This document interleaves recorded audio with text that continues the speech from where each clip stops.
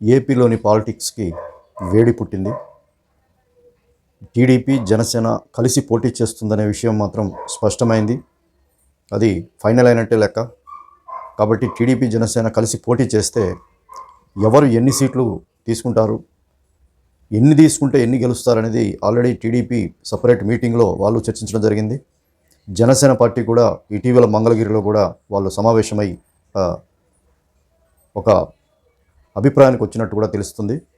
అక్కడ నాదెండ్ల మనోహర్ మరో ముఖ్య నేత కూడా ఇన్ని సీట్లు అడగాలి అని పవన్ కళ్యాణ్ గారితో చర్చించడం జరిగిందని తెలిసింది. మినిమం 40 సీట్లు అడగాలని చెప్పేసి జనసేన పార్టీ కీలక సమావేశంలో వాళ్ళు ఒక ఇదిగా వచ్చారు.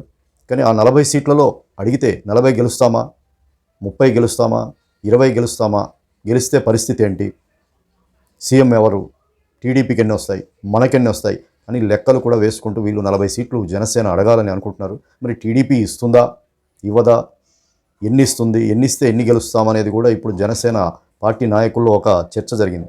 ఒకవేళ 40 సీట్లు ఇస్తే ఎక్కడెక్కడ ఇస్తారు అనేది కూడా వాళ్ళు ఎక్కడెక్కడ అడగాలనేది కూడా వాళ్ళు ఒక మారు చర్చించినట్టు తెలుస్తుంది.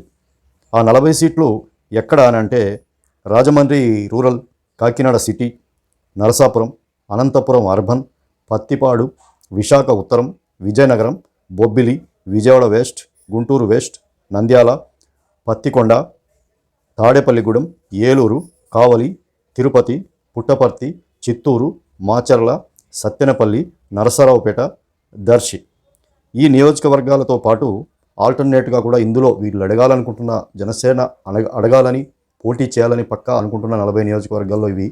ఒకవేళ వాళ్ళు 40లో ఇందులో ఏమైనా ఇవి కుదరదని చెప్పేసి వాళ్ళ టీడీపీ బలమైన లీడర్స్ ఉన్నారని చెప్పి ఏదైనా సాకు చెప్తే ఇంకొన్ని నియోజకవర్గాలను కూడా ఆల్టర్నేట్గా ఇంకొక 20 నియోజకవర్గాలు కూడా వాళ్ళు పక్కన అట్టి పెట్టుకొని అలా కొన్ని అనుకొని పెట్టుకున్నట్టు కూడా సమాచారం.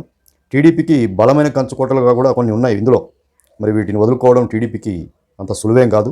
జనసేన కోరికలు సక్సెస్ అవుతాయా లేదా చూడాలి. ఒకవేళ 40 సీట్లు కనుక ఇస్తే ఎక్కడిచ్చినా మరి 20 గెలుస్తారా, 25 గెలుస్తారా, కీలక శక్తి అవుతారా, కింగ్ మేకర్ అవుతారా, లేకపోతే ఏంటనేది వ్యూహాత్మకంగా అడుగులు వేస్తున్న జనసేన మొత్తానికి మాత్రం మరి ఏం జరుగుతుందో చూడాలి.